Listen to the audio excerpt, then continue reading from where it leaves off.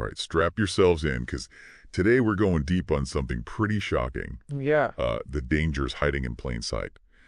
You know, those e-scooter batteries we've all been hearing about. Right. We got this report about fires caused by e-scooter and e-bike batteries in London. And let me tell you, it's a real eye-opener. It is, and it's something we should all be paying attention to. These fires, they're not just happening more often, it's the intensity that's really alarming. Yeah, this isn't just like a couple of isolated incidents or anything. Right. This report's saying this is a pretty big deal. Like, how widespread is this problem? Yeah. And what makes these fires so different from, your typical electrical fire? So in 2024 alone, London firefighters had to deal with 171 e-bike and e-scooter battery fires. Wow, that's... Think about that, practically one every other day. Jeez. And the reason they're so different is all about how these lithium-ion batteries fail. It's not a slow burn, you see. It's a sudden, what we call a catastrophic failure. Okay, whoa. Catastrophic failure? Sounds kind of scary. Can you break that down a bit more? Like, what's actually happening inside these batteries when they go wrong? Imagine a lithium-ion battery as this packed apartment building full of energy, right? Okay. Each apartment's a cell, and all of them got to stay at a steady temperature. But then one cell, it overheats, Uh-oh. like a fire breaking out in one of those apartments. Oh, I see. This sets off a chain reaction, spreading to the next cells, and bam, the whole building's up in flames. Yikes. This chain reaction, we call it thermal runaway, it lets out a ton of energy really fast. Wow. And that leads to, you guessed it, a catastrophic battery failure. So it's like an explosion of energy right inside the battery itself. Exactly. That makes it much clearer why these fires burn so fiercely. Right, and with so many of these things out there, it's having some serious consequences for people. Right. This report highlighted one family in West Hampstead. Their whole house was destroyed because of an e-scooter battery fire. Oh, that one was so sad. It seemed like they lost just about everything. They did. Didn't it involve their dog, too? Yeah, sadly. Luckily, they were out when it happened. The report said the e-scooter was charging under the stairs, which, that's a common escape route for a lot of homes. Right. But their dog was inside and, well, didn't make it. That's just awful. It really drives home the point that these aren't just, abstract events. Real people, even pets, are being impacted by this. It really makes you think. It does. I remember that quote from the family's friend. They said they felt like they'd won the lottery just because the family survived. Yeah. Really puts things in perspective when you hear something like that. Really does. And it underlines how important it is to understand the risks and try to stop these things from happening. Okay, so let's talk about prevention. What can people actually do to avoid becoming another statistic? One big issue is, well, there's just not enough regulation, especially when you're buying e-scooters online. The London Fire Brigade's even putting out warnings about those too good to be true deals. Oh, tell me about it. I've been so close to clicking buy on those super cheap scooters, but now I'm really having second thoughts. Yeah. What's the catch with those deals? Why are they so risky? Often, these super cheap products just don't meet the same safety standards as the ones you'd buy from, say, a reputable retailer. The batteries, they might be poorly made, or the chargers, they might cut corners on safety features. And if something goes wrong, well, good luck trying to track down the seller. So it's not just about the scooters themselves. Yep. It's the whole system, from who makes the battery to where you buy it online. You got it. That's why being a smart consumer is so important. All right, so let's say we've done our homework and we got a safe scooter.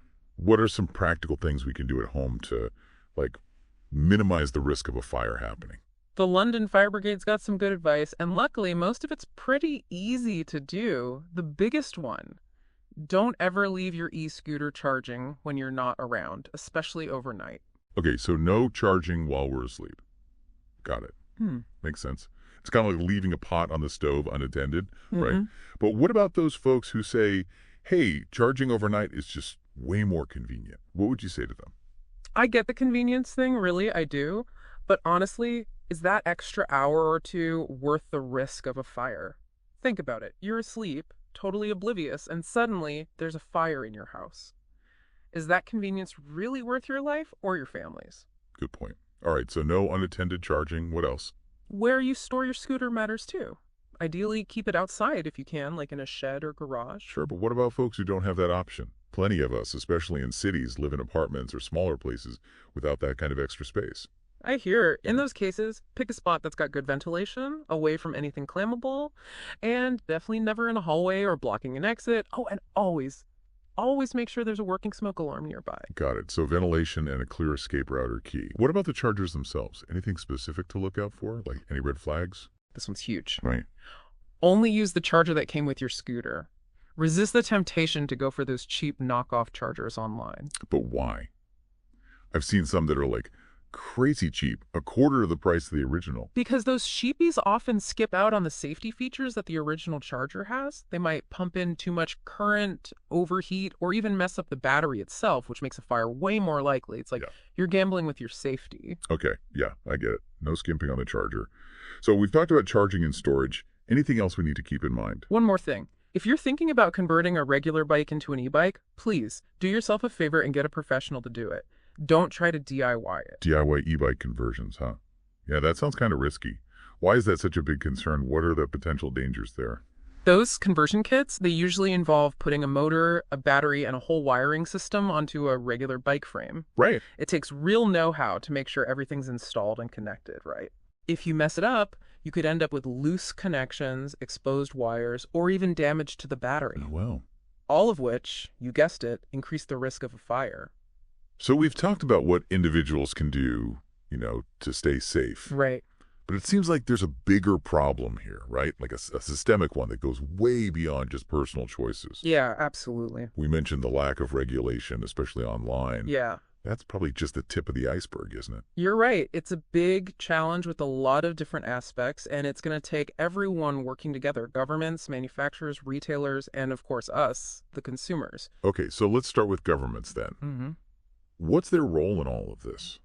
What kind of regulations are we even talking about? Mm-hmm. And how can those rules actually be enforced, especially with all the, what do they call it, the Wild West of online shopping? Well, first things first. Governments need to set some clear, consistent rules for e-scooters. Okay. Similar to what we already have for cars and motorcycles. Things like speed limits, helmet requirements, and where they can and can't be ridden. All right, so basic rules of the road, making sure riders are behaving themselves. Exactly. But how do you actually enforce that? Yeah. More traffic cops looking out for scooter violations. It'll take a multi-pronged approach, Right. More police in busy areas is part of it, for sure, but it's also about education and getting the word out there. Okay. We got to make sure people understand the rules and what could happen if they break them. Makes sense. But let's be real, rules are only as good as, how well they're enforced. Sure. Even with everyone knowing the rules, there'll always be people who try to get around them. Yeah. So shouldn't there be more rules on the manufacturing side to make sure these things are safe before they even get sold? Absolutely. We need stricter regulations on how e-scooters are made and brought into the country, especially those batteries. They got to meet high safety standards, and there needs to be a way to hold manufacturers accountable if their products aren't up to par. But how do you enforce those standards when a lot of manufacturers are overseas? We can't just send inspectors all over the world, can we?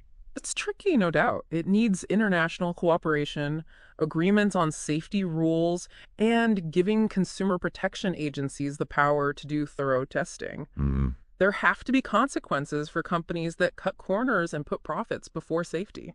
So it's about governments setting clear expectations for manufacturers. Yes. Both here and in other countries. Exactly. But what about the retailers? They're the ones putting these products in our hands. Yeah. Don't they have a responsibility here too? Retailers, especially those big online marketplaces, have a huge role to play. Yeah. They got to be more proactive in checking out their sellers and making sure the e-scooters they're selling actually meet those safety standards. But isn't that a logistical nightmare for these huge online platforms? We're talking about millions of sellers and products. Right. How could they possibly keep track of all that? It's a huge job, no question. But they've got the resources and the tech to help. They can use algorithms and, machine learning to flag suspicious listings, the ones with super low prices or those missing proper safety certifications. Yeah. They could require sellers to prove they meet safety standards, and they could even invest in educating consumers so we can all make informed choices. That makes sense. So there are things they can do, even if it's not perfect. Exactly. But at the end of the day, a lot of this boils down to personal responsibility, doesn't it? Yeah. We need to know the risks and make good choices. Absolutely. We can have a million rules in place. Yeah. But if people aren't doing their part, we'll still have problems. So what does that look like practically? How can we be more responsible when it comes to e-scooters? It all starts with education, understanding the risks that come with e-scooters, knowing how to spot a safe product, and actually following those safety tips we talked about earlier. Got it.